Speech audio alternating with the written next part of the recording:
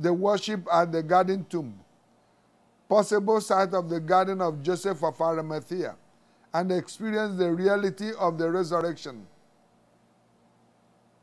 Then day 10, if you choose the option of going to Egypt, you can continue to Egypt. Otherwise, we'll return back on day 10. So that is, in a nutshell, the itinerary for next year. So I'm asking you to be a part of this trip. You will not be the same again. It's less than 2,500. You are not paying the money to me. I will let you know who you will pay the money to.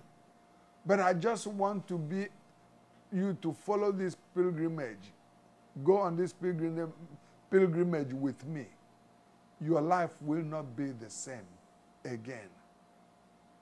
When I went into the garden tomb,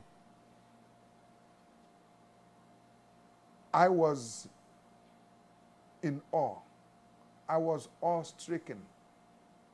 And I realized that Jesus is alive forevermore. I don't know about you. When I experience such, when I encounter the marvelous power of the resurrected Christ, when I realize how awesome God is, even to wicked world, I realize that He's merciful. When I went to the Holy Land, and as I stood in Lazarus' tomb, held service inside the tomb with my group, and as I looked around and I didn't see Lazarus, as I looked around I didn't see his bones, as I looked around I didn't see fragments of his flesh, as I looked around I didn't see the shroud that he was wrapped up in. And I stood inside that tomb, awe-stricken, knowing that Jesus did resurrect Lazarus. But I want you to know that anything you're doing, always keep God in your plan. Always keep God in your plan. Because anytime you leave God out of your plan, everything is messed up.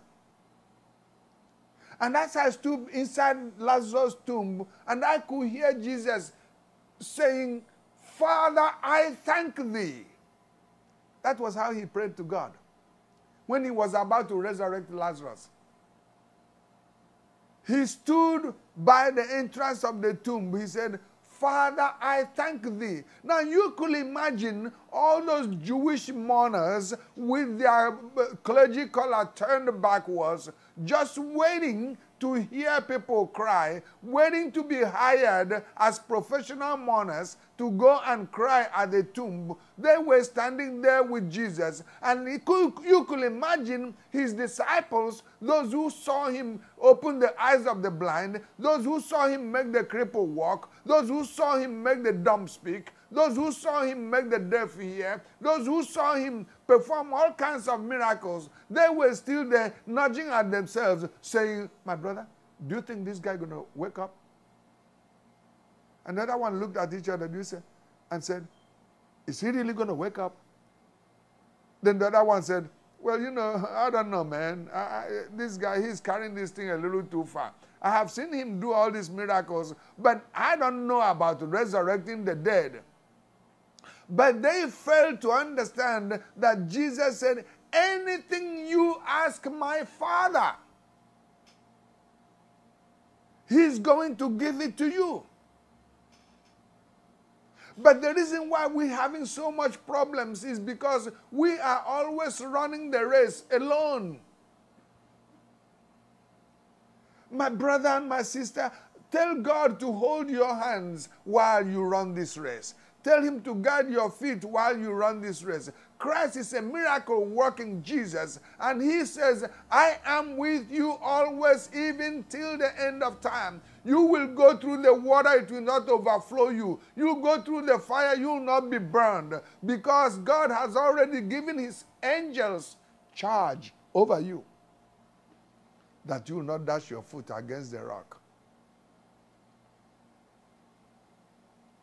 As I crawled into Lazarus' tomb, and some other people who were with me thought I was weird. What are you going to do inside the tomb? I want to make sure that what I was reading was correct. I don't want to stand on the balcony to look inside the tomb. I want to crawl inside the tomb. And I crawled into the tomb. And then everybody started crawling in one by one. One by one. And I stood there, I looked around, and I yelled out, Lazarus, come forth. There was no Lazarus, because Lazarus was gone. Lazarus was gone. Not even a shadow.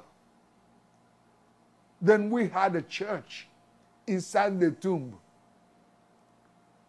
We had the church inside the tomb. That's why I can tell you right now, my brother and my sister, I received my miracle today, today. I received my miracle today, today. I'll never go away empty-handed. I received my miracle today, today. Oh, I received my miracle today, today. I receive my miracle today, today. I'll never go away empty-handed. I receive my miracle today, today. As I stood inside that tomb, I said, I received my miracle today. I'm not leaving this tomb empty-handed. I am leaving this tomb with the resurrection power of Jesus Christ. I'm leaving this tomb knowing that resurrection power, that same power that resurrected Lazarus, that same power that resurrected Jesus, that same power dwells inside me. Wake up, brothers. Wake up, sisters. I know that Jesus is alive and alive forevermore. Let's go on this pilgrimage. Let's go on this pilgrimage.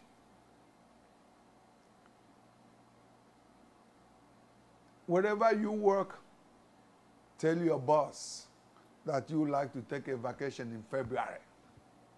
Tell them.